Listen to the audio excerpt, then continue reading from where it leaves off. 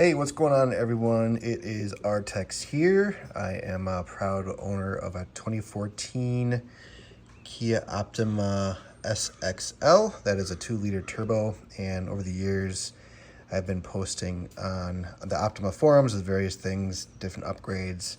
And today, I finally got around to installing this HKS Super SQV4 blow-off valve, and this is cool. This is the black edition one, which was on back order for a bit, but I wanted to make a quick video because there's a lot of information out there across forums and YouTube videos and all kinds of different things that are really, I guess, somewhat misleading. And I did a little research myself, and I think I got it pretty much nailed down. I did reach out to David at the K5 Optima store as well, and unfortunately, he didn't really give advice, vehicle-specific advice, because this is a 2014 Optima, and he doesn't really have any step-by-step instructions for that. As you probably know, these are really universal fit kits.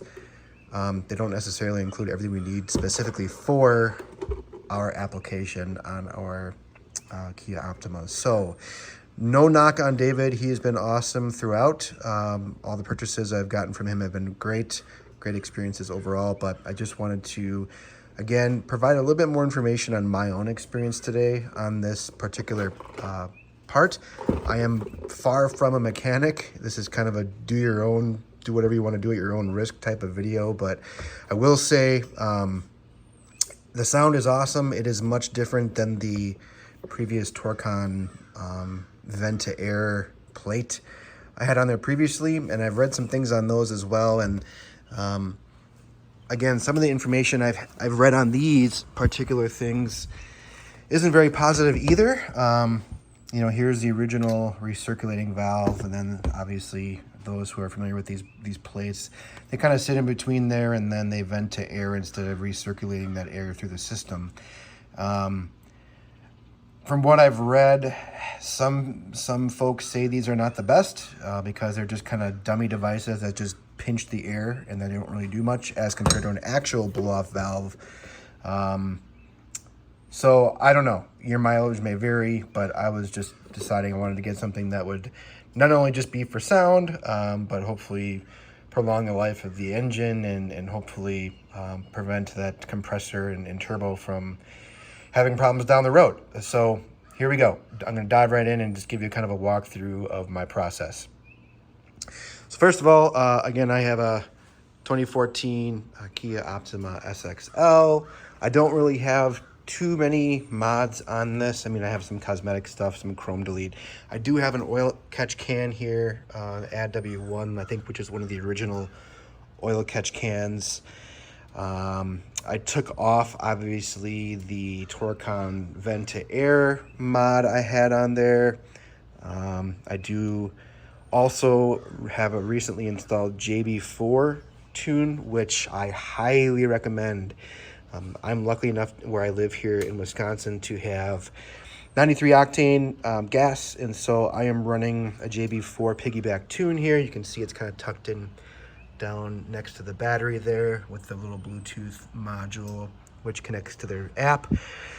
And then I have that connected here to some sensors in the front, and then there's one kind of underneath here under the snorkel that connects to the other area there as well. But I used to have the Lap 3 performance Piggyback tune, which was fine, but I did a lot of reviews on this one, and they've been super helpful with helping me customize my tune for use with this specific vehicle. And I can tell you, I have not had this thing dynoed yet, but it's a game changer in terms of throttle response, the spooling of the turbo. Everything is just, it's awesome. It's just the old butt dyno. I really feels different.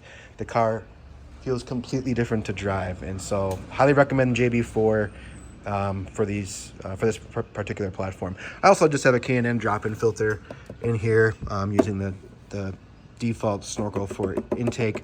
But today, again, I just wanted to cover this guy, which I haven't seen too many videos of, but this is the black edition HKS BOV. And there's a couple things to note. it was kind of a pain to install. There's just not a whole lot of room in here, as a lot of the forums have posted on in general. There's just, it's really tight in between here. You can see, ooh, that's hot, sorry, I just drove this car. So it really butts up against some of the piping in here. While there is some wiggle room, I mean, you can kind of move this whole piece over a bit. It's just really difficult to get at these 3 bolts. There's one obviously in the front here, one on the side, you know, and basically one tucked right there, that guy right there. If I can zoom in here, I don't know if I can. There we go. This guy right there, that is the pain, and you can see why. Even with an Allen wrench, there's just no room to get in there. So I did a little digging, and it seems like a lot of folks have had the same problem, regardless of the orientation of the actual BOV. You know, mine was kind of put together with that C-clamp. I think they call it C-clamp, and forgive me if I'm wrong, but there's some kind of a ring that was pre-attached to the flange. So this was already put together, so there's really only a couple different ways this thing can face. I chose, based on my configuration, it's kind of facing this direction. If you look in the engine, kind of, I guess that would be what, towards 5 o'clock or so. And this is really the only way I can make it fit properly, I guess you could say. There were other ways to do it, but it's just really a challenge, especially because you have this right here, which is normally bolted onto that pipe down here. This is a factory solenoid that I've actually just kind of moved off of this charge pipe down there. You can see where it used to be bolted in. There's a nipple on that one, and then there's a little spot for a screw to be in there. There's a metal piece that screws in there, and that would normally hold this piece, this solenoid, onto that pipe. Well, it's really, really difficult to fit the BOV on there with that situated where it was. So I did relocate it. I basically moved it over here. I added a really thick zip tie on here as well, a couple hose clamps, but really the hardest part of the install is just getting this thing on here. And what makes all the difference is having a special set of tools that have these kind of round or ball ends on them. And basically these are like hex drivers, I guess you'd call them. I think that's what they're called. Yeah, hex keys. And I got this off Amazon. I got a 3-pack, and I just had all, historically, just a bunch of these laying around. The benefit here is that you can kind of, because of this ball joint, if you want to call it on here, you can move these around a little bit and still turn that bolt. Whereas the normal end of these, you really don't have enough room. Even the short end doesn't really have a good way to fit in between there to screw that difficult bolt in. So again, if you use the long end of it, you can kind of come at it at an angle and then use the ends over here to kind of twist and turn to make sure you get a good seal on that final bolt. Other than that, the kit, you know, like I said, being universal, doesn't really come with everything that ideally you would want. If you're going to be relocating anything, including that solenoid, you're going to need to get some tubing. I used just I think this was a 5-foot hose. Basically, it's 4 millimeters or 5/32 of an inch, which is the right size you need to kind of go onto those nipples, both on the I think they call that the charge pipe, as well as the BOV itself has one in addition. I also got some hose clamps on there, 6 to 12 meter hose clamps, also from Amazon. These aren't too difficult to put on. You could probably use zip ties, and in fact, in some areas I did use zip ties as well as recommended. I got a whole pack of these really thick cable ties or zip ties as well. I like these because they're just a little bit wider. These are probably overkill because these are very big, but these are nice to have as well.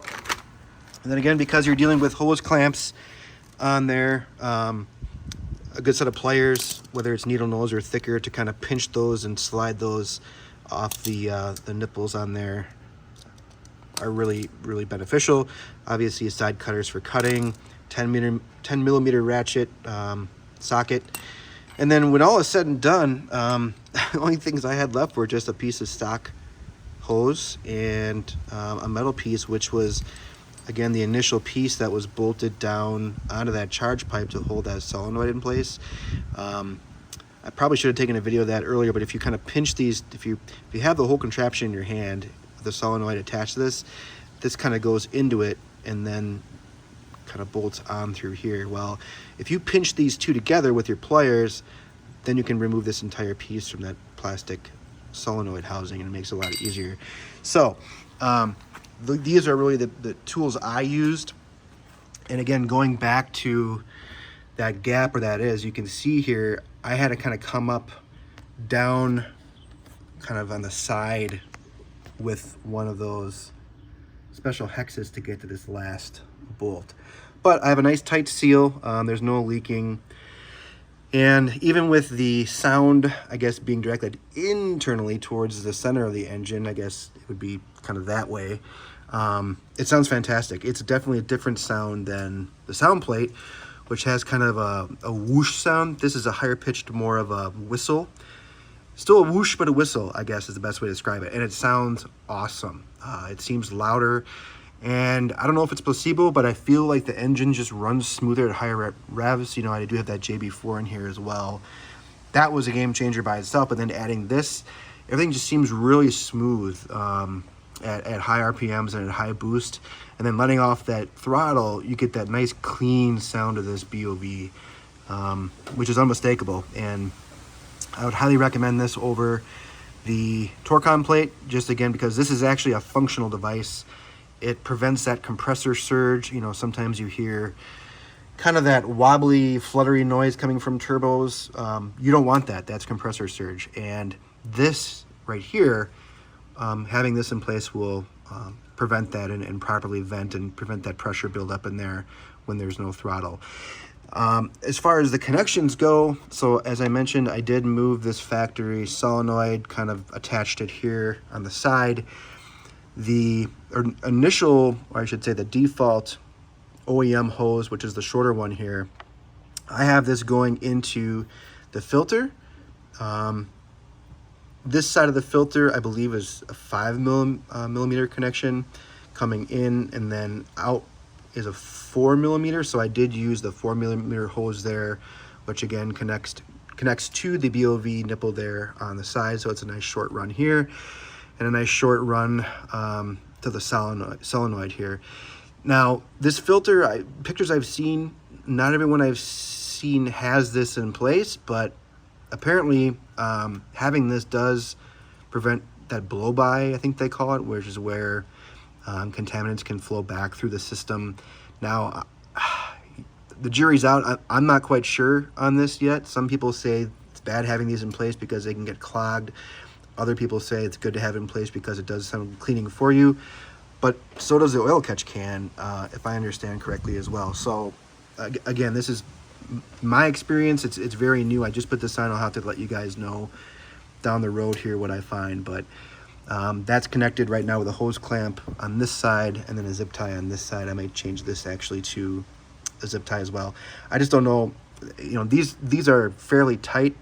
I don't know how much pressure actually goes through there, if there's enough to actually pull that off. But hose clamps always make me nervous because I don't want to go too tight on those and then actually, you know, bend or you know, make that too tight where no air can get through as well. So I kind of just made a best judgment guess here. So again, coming from the solenoid, you have the tube going into the filter, then out into the BOV nipple there. The other one, I removed the factory or OEM braided hose, which was much shorter because obviously being connected down there before it to that little nipple, it didn't really have too far to travel. Now, because I moved this, you're going to need to have that 4 millimeter, excuse me, longer hose. So I cut a custom size hose here that just kind of goes under and then connects down there. Kind of hard to see there, but you can see there's another nipple down there where that connects on that charge pipe.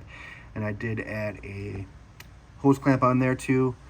And I just did this yesterday evening, and I've been driving it, you know, most of the day today. Everything's nice and sturdy. Nothing's really moved.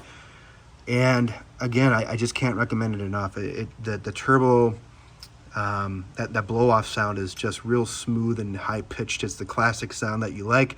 I know a lot of folks kind of knock on these blow-off valves just because it's like too fast, too furious, whatever you want to call it. But I think they're great, especially if they can, you know, really extend the life of the turbo, the way that turbo functions and the bearings in there. And again, prevent that compressor surge. You don't want to hear that fluttering.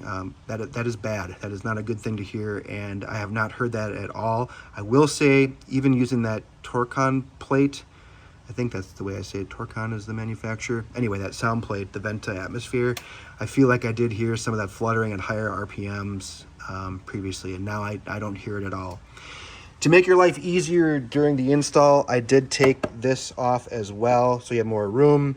I unbolted this first as well, and then I removed the cover to make things a little easier as well. So that's all I got for you guys for now.